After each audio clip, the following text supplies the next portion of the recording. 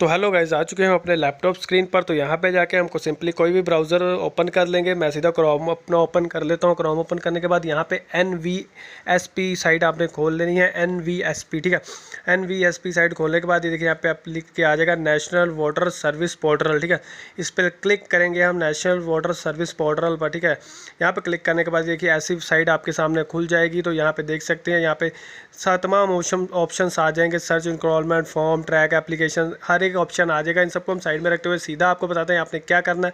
Login registered पर click करना है, ठीक है। अपने यहाँ पे क्लिक करना है, लॉगिन रजिस्टर्ड, सबको छोड़ देना है, कुछ भी आपने ध्यान में नहीं रखना। यहाँ पे आप जब क्लिक करेंगे तो यहाँ पे हमने पहले रजिस्टर्ड कर लेना है अपने आप को।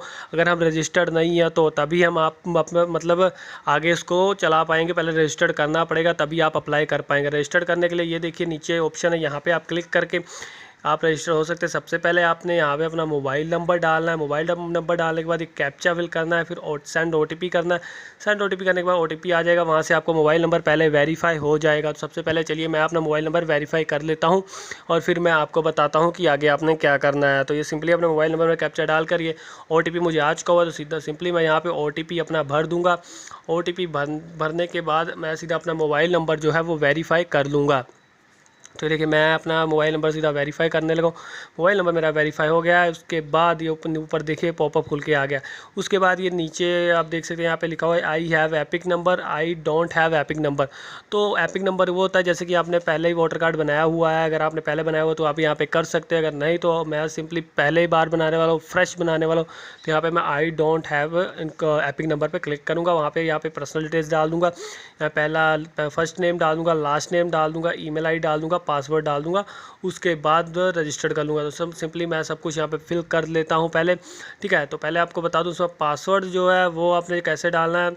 पासवर्ड आपने डालने के लिए पहले ही नीचे पढ़ लेना है, ये सारा है जो कैसे कैसे डालना है, क्या क्या करके तभी आप डाल पाएंगे, वैसे अदरवाइज़ नॉर्मल पासवर्ड नहीं उठाता, ठीक है। तो चलिए सीधा रजिस्टर कर लेते हैं। ये देखिए मैं रजिस्टर्ड हो चुका हुआ हूँ। अब सिंपली हम यहाँ पे जाके इसको लॉगिन करेंगे। यहाँ पे अपना मेल ID जो वहाँ पे हमने डाला, मोबाइल नंबर डाल दिया, मेल ID डाल दिए, जो भी आपने डालना है, जो भी वहाँ पे आपने डाला है। उसके बाद आपने पासवर्ड डाल देना जो भी वहाँ पे अभी हमने रजिस्टर्ड करते हुए सेलेक्ट किया। उसके बाद कैप्चा डालकर लॉगिन कर लेना है। तो सिंपली मैं जल्दी से ये सब डाल के और लॉगिन कर लेता हूँ। लॉगिन करने के बाद ये देखिए ऐसा खुल के इंटरफेस आ जाएगा। यहाँ पे 3 ऑप्शंस हमें मिल जाएंगी, ठीक है। फ्रेश फॉर्म की मिल जाएगी, migration, fresh enrolment, migration, correction in personal detail, delete of enrolment, ठीक है। ये तीनों ऑप्शंस में से हमने कुछ नहीं करना, सीधा फ्रेश वाले ऑप्शन पे जाना है। वहाँ पे जाके हमने मतलब सीधा फर्स्ट जो अप्लाई करना है, हमने अपना वोटर कार्ड सीधा फर्स्ट वाली ऑप्शन में जाके ही अप्लाई कर पाएंगे। तो सिंपली हम सीधा ऊपर वाले ऑप्शन पर क्लिक कर देते हैं और अप्लाई करते हैं अपना जो वोटर कार्ड है, ठीक है। सीधा यहाँ पे मैं क्लिक करता हूँ। यहाँ पे सबसे पहले जो हमसे पूछा जाता है कि हम इंडिया के ही हैं या इंडिया के बाहर के रहने वाले हैं। तो सिंपली हम सेलेक्ट कर देंगे मैं इंडिया का रहने वाला हूँ, तो मैं इंडिया में ही इंडिया वाला सेलेक्ट करूँगा। उसके बाद स्टेट सेलेक्ट करने को कहेगा नीचे, तो हम सिंपली नीचे जाके हम स्टेट सेलेक्ट करेंगे। चलिए पहले स्टेट भी सिलेक्ट कर लेते हैं। स्टेट भी सिलेक्ट कर लिया है हमने। तो यहाँ पे स्टेट सेलेक्ट करने के बाद नेक्स्ट पे सीधा सिंपली क्लिक करेंगे तो दूसरा जो फॉर्म है वो ओपन होकर आ जाएगा। दूसरे फॉर्म में हमसे कुछ डिटेल्स मांगी जाएंगी, डिस्ट्रिक्ट और स्टेट। सर मैं यहाँ पे आपको बता दूँ कि 7 जो मतलब फॉर्म है वो हमें फिल करने पड़ेंगे। कौन कौन से है, डेट ऑफ बर्थ की है, ठीक है, पर्सनल डिटेल की है, पर्सनल डिटेल की है, उसके बाद एडिशनल इन्फॉर्मेशन है, डिक्लेरेशन है, और उसके बाद रिव्यू और प्रीव्यू है, ठीक है। तो चलिए एक एक करके आपको सारा बताते हैं सिंपली कैसे क्या क्या करना होगा आपने। तो सिंपली आपने डिस्ट्रिक्ट सेलेक्ट कर लेनी है। पहले मैंने अपना स्टेट सेलेक्ट कर लिया, उसके बाद डिस्ट्रिक्ट सेलेक्ट करनी है, house number, pin code, date डाल देनी है। ये सारा आपको बताने वाला हूँ क्या क्या आपने कहाँ कहाँ डालनी। डेट वो डालनी है जब मतलब कितनी देर से आप इस एड्रेस पे रह रहे हैं जो आप यहाँ पे देने लगे हैं। एड्रेस प्रूफ डाल दीजिए, कुछ भी, ड्राइविंग लाइसेंस, बैंक स्टेटमेंट, जो भी आपके पास अवेलेबल हो वो आप अपना एड्रेस प्रूफ यहाँ पे दे सकते हैं इनको। तो सिंपली चलिए एक एक करके भर के और आपको बताते हैं। यहाँ पे इलेक्ट्रिसिटी बिल वगैरह जो मर्जी आप डाल सकते हैं, ठीक है। उसके बाद आ जाता है फैमिली में अगर किसी का एपिक नंबर वो एडिशनल अगर आपने डालना तो डाल सकते हैं, ऑप्शनल में है। अगर अदरवाइज़ नहीं डालना चाहते तो कोई बात नहीं, अगर किसी का वोटर कार्ड बना है तो उसका वोटर कार्ड आप फैमिली में यहाँ पे डाल सकते हो। सिंपली चलिए जल्दी से इसको सारा फिल करते हैं और आपको बताते हैं। देखिए यहाँ पे 2 लैंग्वेजेस में होता है। यहाँ पे ये देखिए पहले इंग्लिश में होता है, उसके बाद यहाँ पे जो है वो हिंदी में होता है, ठीक है। हिंदी में इसलिए हो रहा है कि मतलब दो टाइप में आता है, अगर यहाँ पे कुछ गलती हो जाए तो आप यहाँ पे हिंदी कीबोर्ड भी दिया हुआ है इन्होंने, वहाँ पे जाके आप यहाँ पे करेक्शन कर सकते हैं। तो सिंपली ये फॉर्म मैंने सारा फिल कर दिया है, ये डेट वगैरह डाल दी, कब से मैं इस एड्रेस पर रह रहा हूँ, एड्रेस प्रूफ मैंने डाल दिया, ड्राइविंग लाइसेंस, ठीक है। तो चलिए अब सिंपली अब नीचे चलते हैं। याद रखिएगा कि 2 MB से ऊपर की इमेज नहीं होनी चाहिए, जो एड्रेस प्रूफ आप डालेंगे उससे नीचे की होनी चाहिए। जो सीधा हम आ चुके हैं अपने सेकंड फॉर्म पे। सेकंड फॉर्म में जो है वो आपको बता देते हैं क्या क्या डालना होगा। अपनी बर्थ डिटेल डालनी होगी, टाउन विलेज डालने, स्टेट डिस्ट्रिक्ट डालना होगा।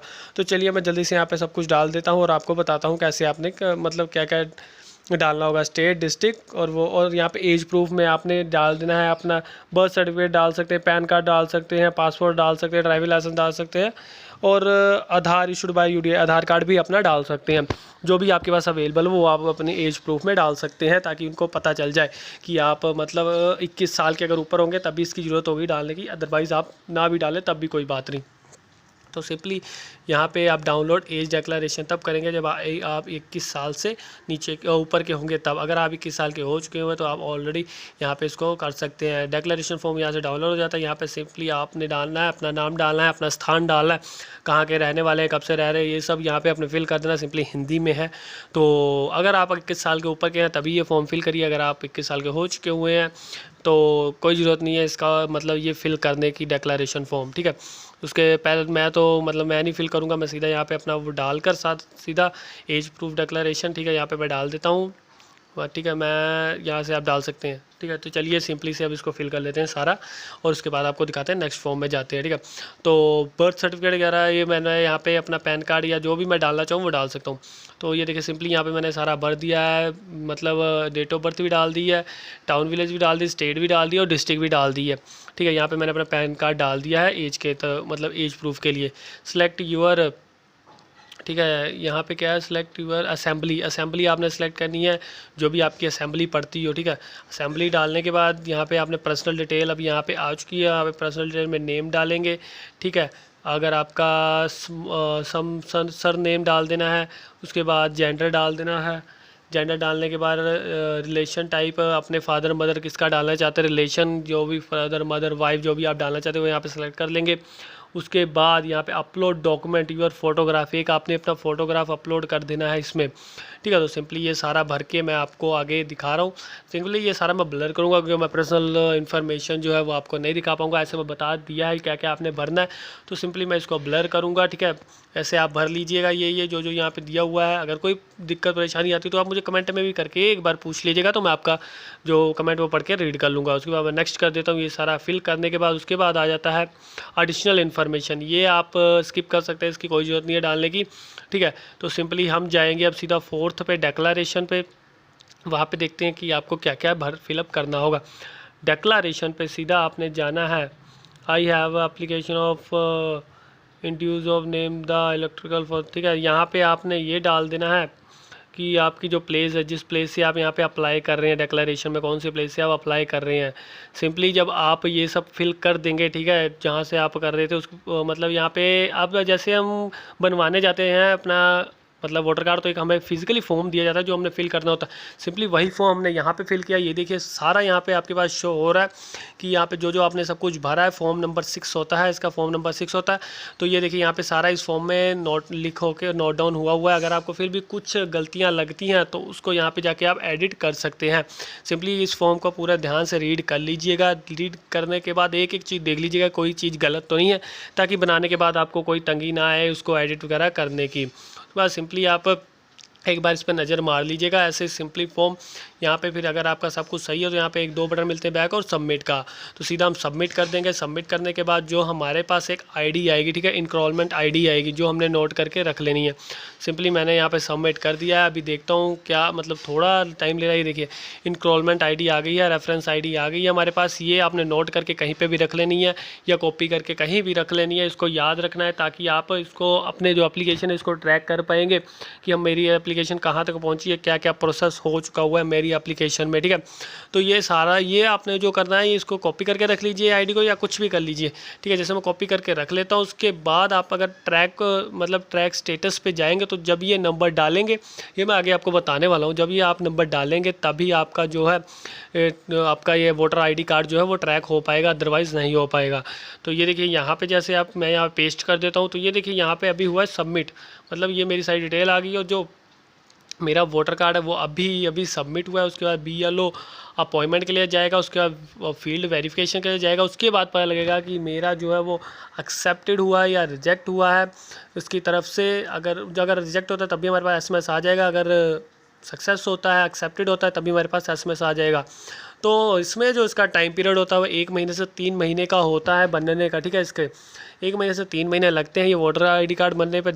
जब आपका वोटर आईडी कार्ड बन जाता है तो आपको गवर्नमेंट के द्वारा आपके मतलब एड्रेस पर जो आपने दिया होता है वहाँ पे कोरियर करवा दिया जाता है फ्री ऑफ कॉस्ट आपके पास ये कोरियर करवा दिया जाता है, जिसमें आपसे कोई चार्ज वगैरह नहीं लिया जाता। तो उम्मीद करता हूँ आपको वीडियो अच्छी लगी होगी। अगर वीडियो अच्छी लगी हो तो वीडियो को लाइक कर दे, चैनल को सब्सक्राइब कर दे। आपके लिए ऐसे ही मैं टिप्स एंड ट्रिक्स कैशबैक वगैरह की वीडियोज़ लाता रहता हूँ।